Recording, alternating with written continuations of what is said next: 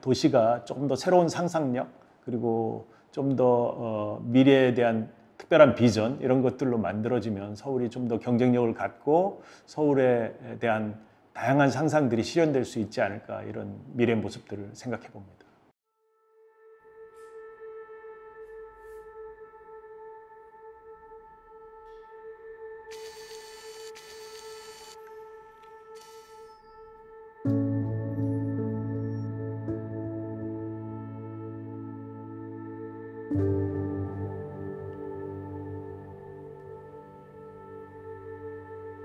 네, 안녕하세요.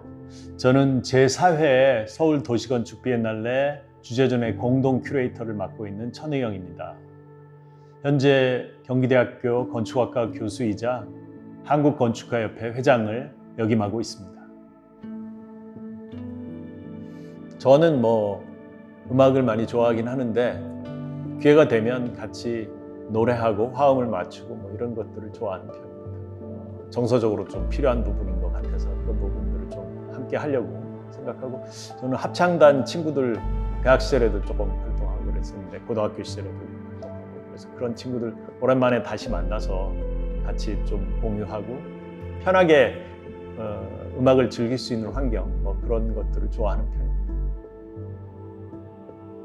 저는 이제 인공지능이나 이런 것들이 많이 등장하면서 어떤 건축의 솔루션 프로바이더로서의 엔지니어링 측면 이런 것들도 굉장히 중요한데, 물론 그걸 또 좋아하고 거기서 새로운 대안들을 만들어내는데 뛰어난 사람도 많이 있습니다. 그거 이외에도 조금 더 창조적인 미래 모습들을 좀 고민하고 거기에서 조금 더 융합적으로도 사고하고 이런 인력들도 우리 도시건축에 많이 필요하다, 그런 측면에서 또 봤으면 좋겠다 이런 생각이 있습니다. 저 끝이 녹지라는 이번 주제는 땅의 도시, 땅의 건축이라는 것으로 바람길, 물길, 산길을 따라 만들어지는 서울의 도시 미래 모습들을 새롭게 고민해보자. 그래서 향후 100년 후에 생태적인 서울의 도시로 거듭나기 위한 방안들을 고민하는 그런 계기를 마련한다.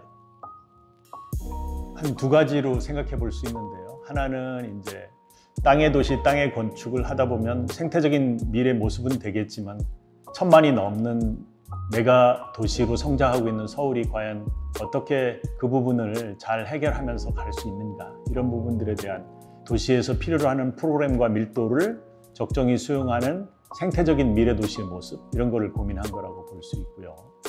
두 번째로는 지금 있는 이런 생태적인 공원이나 물길이나 산길이나 바람길들이 어떻게 독립적으로 존재하는 것이 아니라 서로 연결되면서 친환경 보행 네트워크로 도시의 미래 모습들을 그려내느냐, 이런 생각들을 고민하면서 이번 비엔날레를 준비했습니다.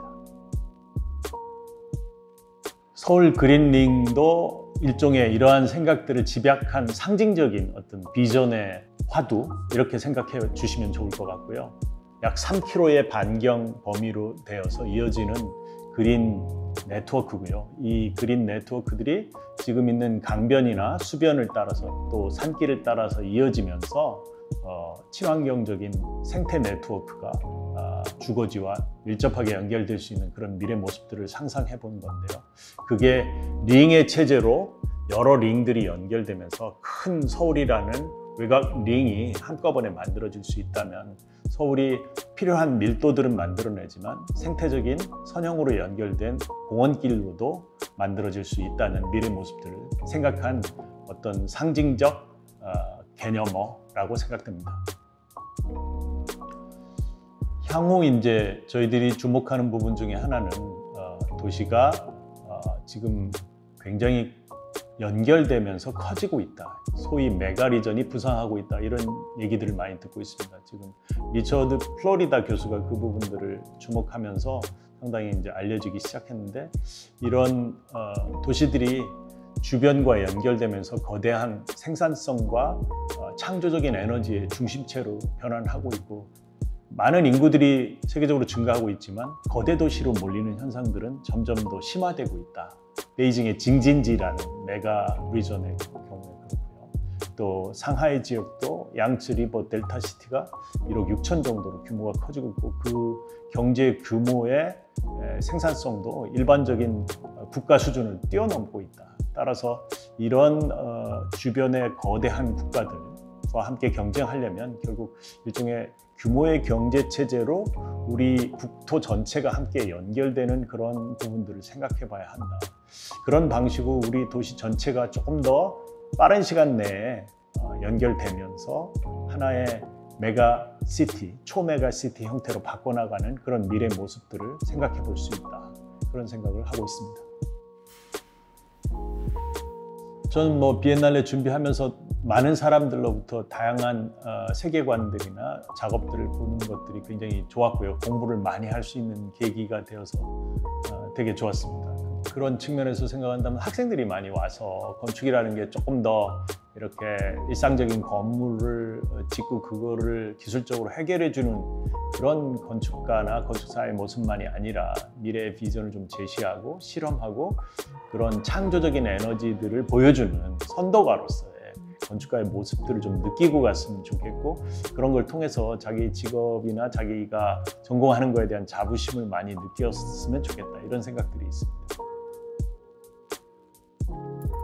저는 그런 생각을 했습니다. 비엔날레라는 것들이 그냥 많은 건축가들이 자기 작업들을 보여주는 것보다 이번에 준비하면서 비엔날레를 계기로 어떤 도시 실험의 장 이런 것들이 만들어진 거니까 이런 하나하나의 생각이 다 맞다고 생각지는 않거든요.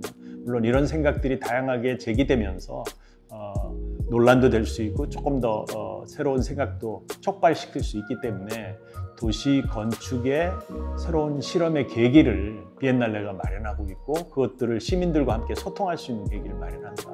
그래서 그 소통이라는 관점에서 조금 시민들이 봐주셨으면 좋겠다. 저는 시민들이 꼭 와서 그들이 어린애든 어른이든 와서 함께 보시면서 즐겨주시면 좋을 것 같아요. 아무래도 그 송현동이 메인 베뉴니까 송현동에서 좀 가을도 느끼고 송현동에서 건축가들이 이런 고민들을 하면서 누군가는 도시의 미래에 대해서 생각을 하는구나. 그리고 학생들뿐만 아니라 건축을 전공한 여러 사람들이 어떤 이런 창조적인 에너지들을 모으려고 많은 노력들을 하고 있다는 것들을 좀 함께 느껴주시면 좋겠습니다. 그거보다 제일 마지막으로 그냥 청명한 가을 하늘을 송현동이라는 어떤 핵심 자리, 대한민국의 조선이 만들어지면서 이루어졌던 자리에서 산과 물새, 궁궐을 느끼고 왔으면 좋겠다 하는 생각이 드네요.